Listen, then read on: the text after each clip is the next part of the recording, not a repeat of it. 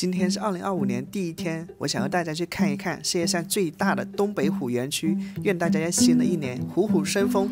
收拾好了，现在要出发下一站了 ，Let's go。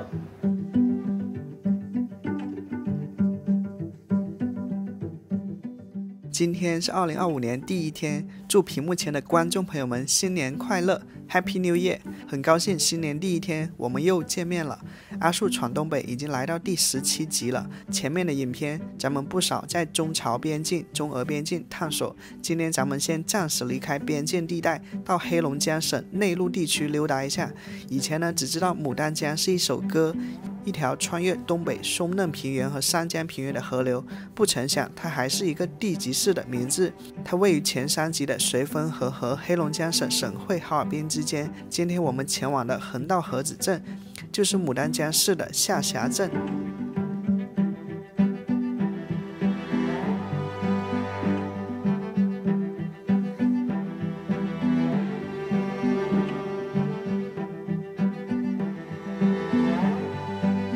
Hello， 大家好，新一期的探索之旅开始了。为什么来横道河子站呢？咱们知道啊，中东铁路也就是水满铁路经过横道河子，而水满铁路是西伯利亚大铁路的一个支线。我对这一条铁路的历史跟它的故事挺感兴趣的，所以我今天来看一看这个中东铁路的博物馆。但是在探索中东铁路博物馆之前呢，我们先去一个刺激的地方，这里是全世界最大的猫科动物繁殖园，也就是大名鼎鼎的东北虎园啊。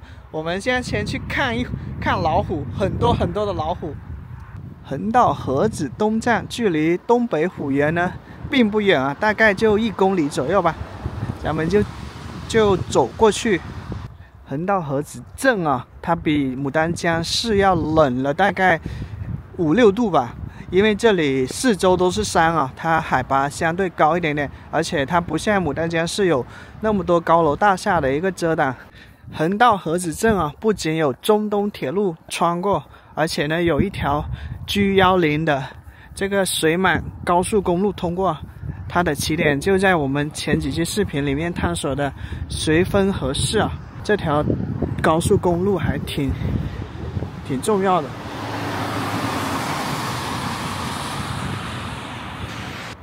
今天是雨夹雪的一个气候啊，气温在1到3摄氏度左右，还挺冷的。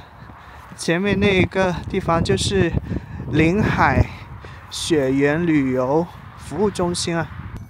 一些赡养的山羊，看一下，横道河子镇属于是牡丹江市的，然后这些应该属于横道河子镇的一些乡村的房屋啊。横道河子东北虎园啊，还要走1公里啊，应该是打个车过来的。走过来的话，感觉1.4公里，天冷的话走起来不方便。这些商铺都没有营业，因为游客太少了。等到夏天的时候啊，小孩子放假了，这里可能会热闹一点。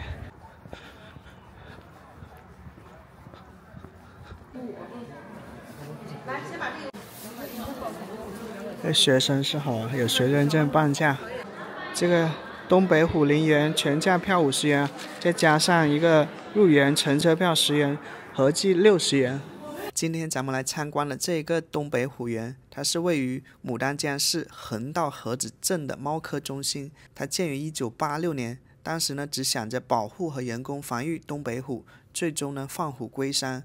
但是到了1995年的时候呢，这里已经有100多头东北虎了，企业负债几千万人民币，东北虎园的保护工作办不下去了就势必要改革嘛。于是在1996年将其进行商业化运营啊，一边呢继续进行东北虎的人工防御野化训练，一边呢对外开放旅游观光，也就是这些林中霸主东北虎也要开始营业了。园区呢也走出了一条放虎出山、放虎打工、以虎养虎的可持续的路子。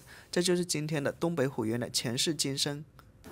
如果你想购买给老虎的这个零食的话呢，还可以买一只鸡200块钱，一只鸭200块钱，一根油条10块钱，就是体验一下喂老虎的乐趣。我看一下这个窗能不能打开。哦，是可以打开的。待会儿跟老虎近距离接触啊，亲密接触。为了保护濒危东北虎，1986年，国家林业部与黑龙江外贸厅合作，在海林市横岛河的镇内建成了我国首家迁地保护东北虎人工饲养基地。通过人工饲养繁育东北虎，保存了一个具有遗传多样性、水平较高、基因纯正、安全稳定并可持续发展的东北虎人工种群。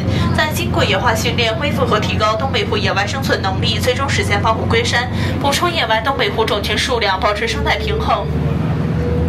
横岛河子东北狐狸园建1998年，位于牡丹江市海林市横岛河的镇内，是国家4A级景区，是集繁育、保护、研究、研学、旅游观光于一体的综合了。大家呢可以拿出手机或者相机转拍照了。进入散放区之前呢，大家遵守一样的规则：半高老虎的这个高度呢是2到3米，散放区的面积呢是4万平方米。小虎。像老虎呢，都属于猫科动物的，没有食物引诱呢，它们也是不爱动的。下面如果想看更活跃一些的虎呢，可以给它们购买食物的。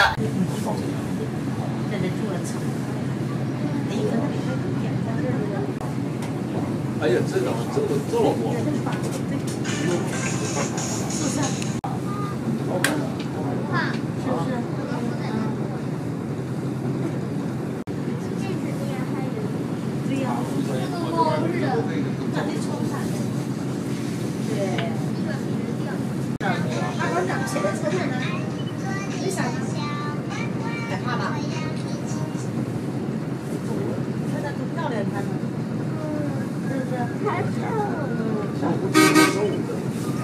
坐好了啊，坐好，来，咱们大家先坐一下，坐好了啊。特征皮毛呢是浅黄色的，后背上有24个条纹，背部上有8个黑环，往外伸啊。来了，宝贝，你看，别伸手。看到没有？没事，没事，就继续来。像这个老会来的，从这儿来的。就是。你好。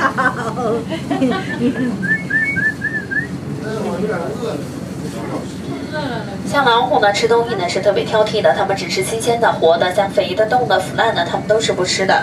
老虎呢吃东西呢是特别讲究的，谁抢的就谁吃，不在乎里抢食。一只老虎抢到食物以后呢，别的老虎呢就不会再去争抢了，独居独食，各自为王，是老虎的风范。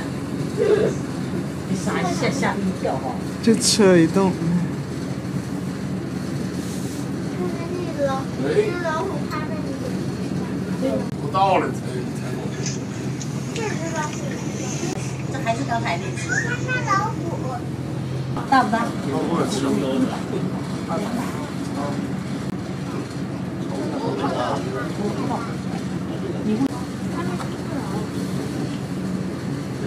这都是小老虎。这看它瞅你，跟着眼神似的。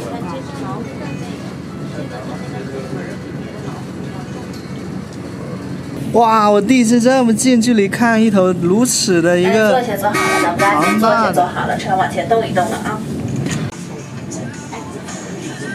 现在就需要大家呢走路去看了，3个园区呢还有100多只老虎，还有白虎、白狮子，特别有意思。就咱们自己杀人肉，自己喂了，老虎呢会趴上来跟咱们合影照相，就是跟老虎呢距离接触。2、3岁小朋友都可以喂，上面有大人头之口，下面有保护头之口。车上呢有需要买肉，在我这边开票，肉呢是10块钱一块，100块钱一口。下车呢，其他地方呢就没有卖的了啊。来，咱们大家先在我这边开票啊。100多只老虎，10多种动物都能喂。姐姐这还有意思啊，在这趴着呢，是不是？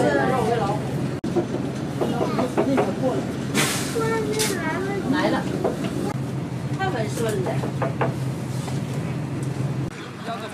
现在10块钱的这个乘车体验结束了，接下来就是在园区里面自由的去观看跟老虎接触了。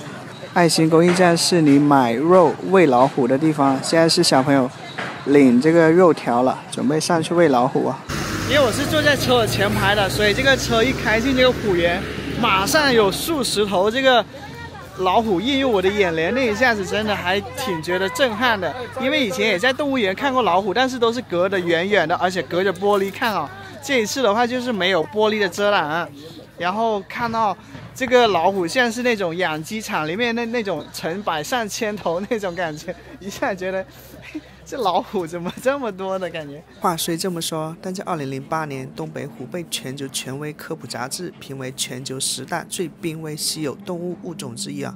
俄罗斯远东地区是全球95%野生东北虎种的一个栖息地，这里的一个东北虎数量也不过600多头，所以也感谢园区的防御工作人员的付出，才有了今天越来越多的东北虎。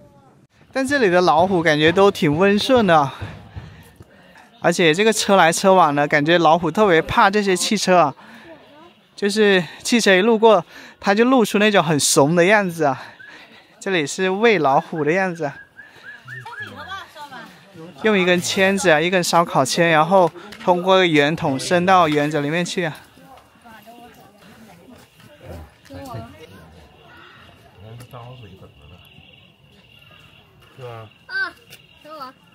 哇，哦，好庞大呀！这种感觉真的是前所未有的。这一个巨兽看着我，跟它四目相对的时候，感觉被震慑住了啊。它的头呢，大概有7、8个我的头那么大。这些老虎呢，大概有400、500斤重一头啊，也就是半吨左右啊。我没有东西喂它们，不理我。它这个身躯我感觉特别的威武吧，而且给人一种很矫健的感觉。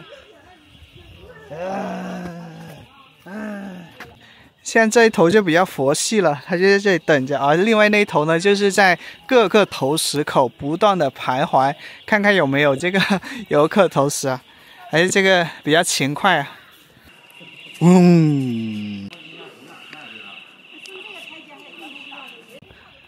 诶，这头老虎怎么眼睛感觉就特别无精打采的？兄弟，困了是吗？哎，跟他做个鬼脸，看看他是什么反应。他就一直在里面来回的踱步啊。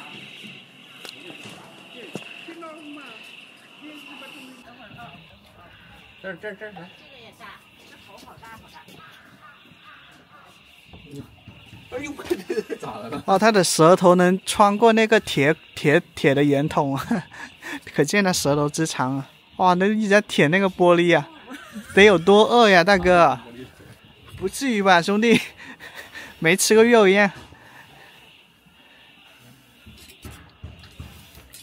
啊，又掉了。舌头太吓人了。啊！哎呦！我和这里的工作人员了解了一下，像这里大部分的这个老虎呢是在400斤左右，然后最重的一个老虎是能达到700斤左右啊，也是0.7吨啊。你像这里的东北虎呢有300只左右啊。通常呢这些东北虎它是所有的猫科动物里面体型最大的，也就是比那些孟加拉虎啊都要大，所以我们能看到一些很大只的老虎，它的身长能够达到将近2米啊！而且通常东北虎啊，它的一个年龄的话是最长寿的话能达到23岁、21岁这样子啊。你像这里大部分的一个老虎是这个4到5岁之间啊。你像刚才我们开车进去的那个老虎园里面，主要的老虎的年龄是在2、3岁啊。通常呢，它长到这个400斤呢是3、4岁就能达到它的这个重量的顶峰了。难怪我就说这些老虎怎么体型这么大，它是所有猫科动物里面体型最大的。听一下它的这个吼声啊。园区里给它搭了一些这种木屋子啊，给它遮风避雨的。像每只东北虎，它的这个精神都不太一样，有一些眼睛特别大，看上去非常的英俊，然后那个威武；有一些就感觉有点蔫啊，眼睛都打不开，可能跟他们的岁数有关啊。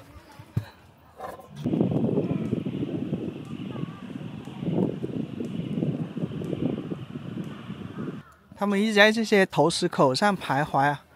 哇，你看这头很大，长延到一山不容二虎啊！你像这一个不大的山头，有数百头老虎。你看它肚子上是不是挺松垮垮的？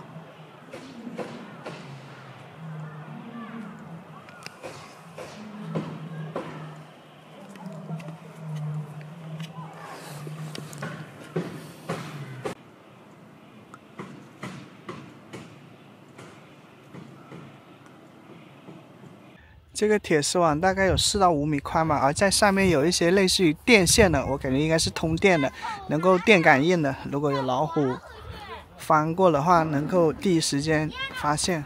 不要脸的，搁那也就有人收，还有人收。那一根幼条对于他来说就刚够塞牙缝啊！因为它怎么这样？这头老虎感觉应该是挺老了，肚子的上面有很多褶皱了。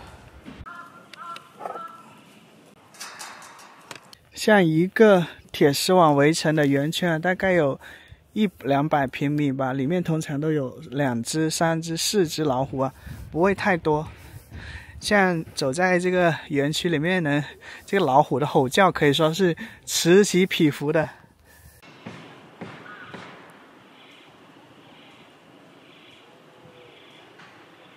刚才一头非常庞大的老虎啊，这是过来舔我那个摄像头的时候，哇！我跟它四目相对，那一下子感觉到那种林中猛兽的那种威慑力啊！这里，哦，这里有2头老虎，好像是有打架了，发出了巨大的吼声。你看这一头老虎，它的头已经白了，是不是老了呢？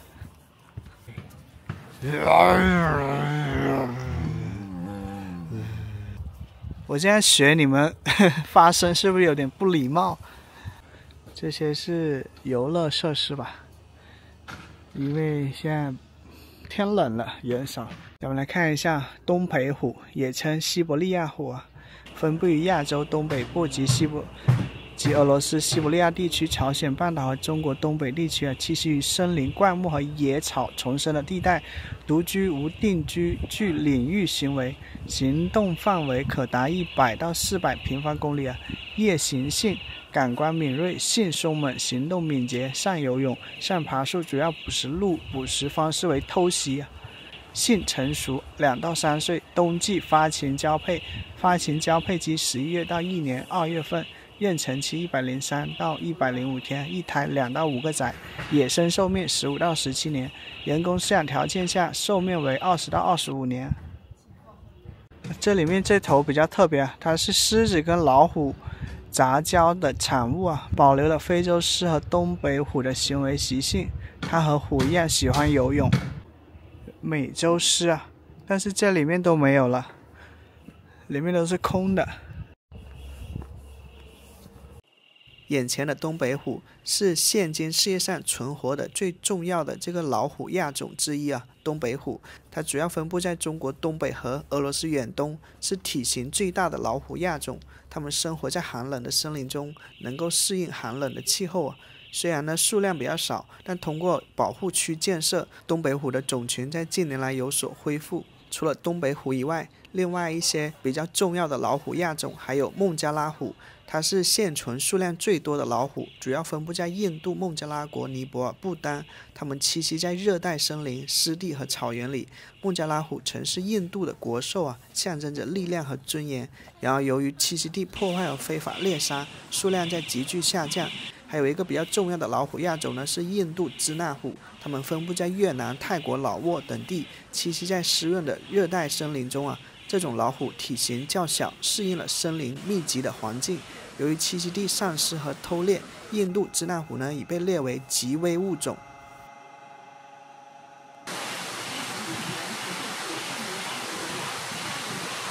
咱们现在听到的声音啊，是电网发出的声音。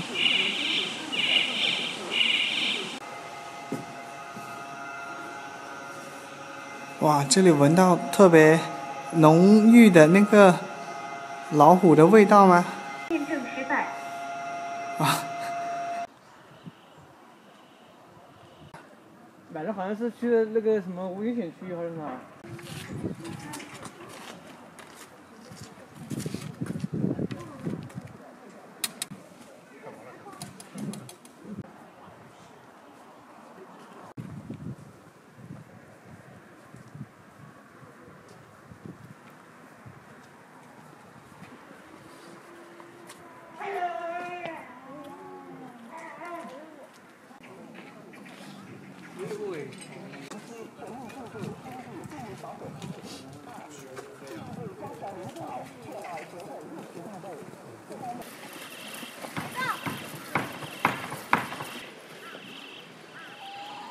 跟公证员了解了一下，这里一只大只的老虎呢，它每天的食量是20斤肉。那吃什么肉呢？大只的就吃鸡肉嘛，然后小只的老虎，因为它需要长身体嘛，要营养，所以就喂这个猪肉跟牛肉，营养可能多一点啊。然后他们是根据不同年龄、不同体积的这个老虎，不断的调整它的这个食量的。东北虎园啊，它也是一个休闲健步的一个公园啊，这里修了一些这个林中步道，曲径通幽啊，还有一些小亭子啊，一路上都有这个小虎啊，还有这个虎旗啊。现在就出去了。